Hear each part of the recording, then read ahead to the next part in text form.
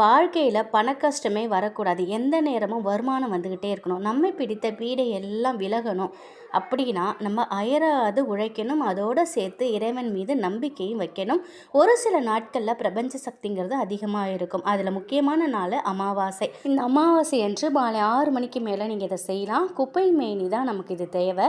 அதை பிடுங்கும் பொழுது அதுக்கிட்ட மன்னிப்பு கேட்டு தான் நம்ம பிடுங்கணும். கையாலேயே பிடுங்கணும். இரும்பு சம்மந்தப்பட்ட எந்த ஒரு பொருளை வச்சும் பிடுங்கக்கூடாது. அதோட வேர் தான் நமக்கு தேவை. அதில் மஞ்சள் தண்ணி தெளித்து ஒரு தாம்பாளத்தட்டை வச்சு பூஜை அறையில் வைங்க. சாம்பிராணி தீபதூபம் எல்லாமே காட்டுங்க விளக்கேற்றி. அதுக்கப்புறம் அதுக்கு ஒரு வெள்ளி தாயத்து கிடைச்சா ரொம்ப நல்லது. அப்படி இல்லைன்னா சில்வர் இல்லைன்னா பித்தளை தாயத்தை எடுத்துக்கோங்க. அதுக்குள்ளே இந்த வேரை வைக்கணும். இந்த வேரோட கொஞ்சம் பச்சை கற்பூரத்தையும் நீங்கள் அதுக்குள்ளே போட்டுக்கோங்க.